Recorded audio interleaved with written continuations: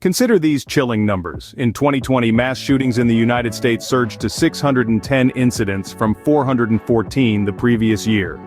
This upward trend continued into the following year, which became the worst year for mass shootings since tracking began in 2013, with 690 incidents across 44 states and Washington, D.C. And in 2023, there were 656 mass shootings. But let's narrow our focus a bit. School shootings, a particularly devastating subset of these incidents, have a profound impact on our communities, and crucially, on the mental health of our nation's youth. The trauma of gun violence extends beyond the survivors and directly affected communities to a broader population. This is especially true for our young people, who are particularly vulnerable to the negative impacts of these events. Consider the school shooting in Texas. Following this tragic event, a mental health crisis line saw an increase in messages referencing guns and related terms. And let's not forget the swift and heroic response of 2 police officers to a school shooting in Nashville. They entered the school and neutralized the shooter within 3 minutes of arriving, a testament to what can be achieved with the right training and mindset. But these incidents are more than just statistics or isolated events. They represent a staggering reality that our nation is grappling with. The trauma from mass shootings is building up in the broader population, leading to feelings of helplessness at the national level. Unfortunately, the surge in school shootings is part of a larger, more troubling trend. Our nation is grappling with a rising tide of mass shootings that have become all too common. In 2020, we saw a significant increase in mass shootings, with 610 incidents compared to 414 in the previous year. This worrying trend did not slow down in the years that followed. 2021 marked the worst year for mass shootings since tracking began in 2013, with 690 incidents across 44 states and Washington, D.C. This increase coincided with a rise in overall gun violence during the COVID-19 pandemic. The U.S. firearm homicide rate in 2020 was the highest recorded since 1994, with a shocking 35% increase from the previous year. Mass shootings are defined as incidents where 4 or more people are injured or killed, excluding the shooter. These numbers are based on reports from the Gun Violence Archive, and they paint a grim picture of the situation we're facing. The impact of this violence extends far beyond the victims themselves. Each shooting ripples through families, friends, and entire communities. The trauma of these incidents has a collective impact on the nation's mental health, extending beyond the survivors and directly affected communities to a broader population. To illustrate this, let's take a closer look at a recent event in Louisville, Kentucky. The city's mayor, Craig Greenberg, who is a survivor of workplace gun violence, lost a close friend in a shooting at a local bank. 5 people lost their lives that day, and the impact reverberated through the city. The gunman, a 25-year-old employee, used an AR-15 style weapon that was purchased legally. This is just one example of the devastating impact of gun violence on a single community. Without action on gun safety legislation, lives continue to be lost, and communities continue to be shattered.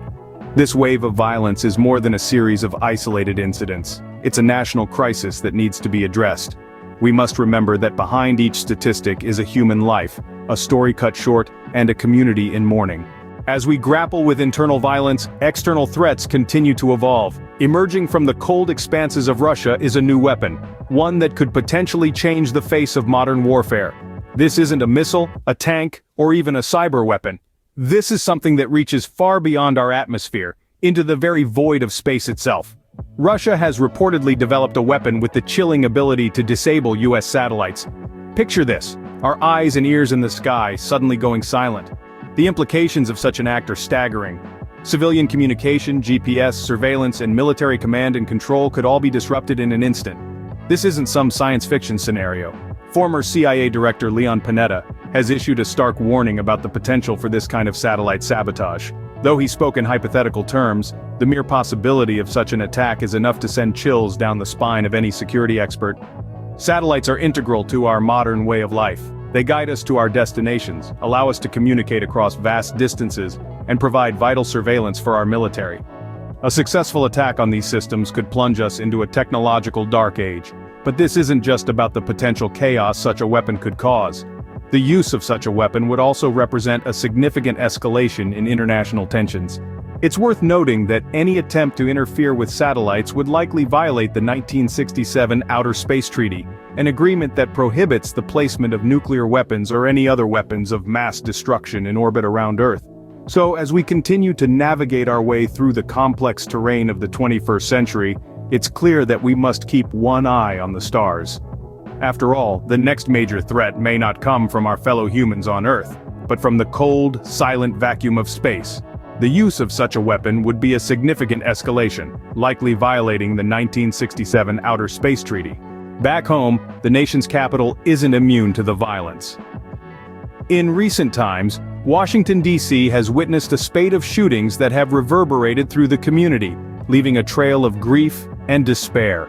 The impact is far-reaching, touching not only the victims and their families, but also the entire community. One such incident occurred in an apartment building, where 3 officers were injured in a shooting. While their injuries were not life-threatening, the event served as a stark reminder of the inherent risks that law enforcement personnel face daily. Another heart-wrenching incident involved a 2-year-old boy, tragically caught in a crossfire in Langley Park. The little boy's life was cut short, causing an outpouring of grief and leading to the arrest of 4 suspects. The ripple effects of these incidents are felt throughout the community. The victims' families, friends, and neighbors are left grappling with the loss, while the perpetrators face the legal, social, and personal consequences of their actions. One such case involved Tevin Ream, who was sentenced to life plus 38 years in prison for the murder of Dorian Hurd. This case underscores the harsh reality that gun violence doesn't just end lives, it also ruins them. In another case, Terrell Poe was found guilty of the 2020 fatal shooting of Christopher Washington at a bus stop. This incident serves as a hard reminder that gun violence can strike anywhere, anytime, affecting innocent bystanders simply going about their daily routines. Meanwhile, the debate continues over the constitutionality of a law banning large-capacity magazines. The U.S. Court of Appeals for the D.C. Circuit remains divided on the issue, reflecting the broader national debate on gun control. The shootings in D.C. underscore the urgent need for comprehensive solutions to gun violence. From stronger gun control measures and better mental health services to community outreach programs and violence prevention initiatives, there's a pressing need for collective action. We need to ensure that our communities are safe and that every individual has the right to live without the fear of gun violence. In the face of all this, one thing is clear: we can't afford to wait. The urgency of the situation is palpable, and the need for action is immediate. The staggering numbers of school and mass shootings, the rising tide of gun violence in our cities, and the looming threat of advanced weapons disrupting global peace. All these paint a picture that cannot be ignored. The issue of gun safety legislation is not a matter of politics, it is a matter of public safety. Over the last quarter of a century, more than 800,000 Americans have been shot and killed. This is a staggering number, a number that represents lives cut short, families shattered, and communities torn apart. Support for comprehensive background checks on all gun sales is widespread, cutting across party lines. A majority of voters, including Republicans, are in favor of this common-sense measure.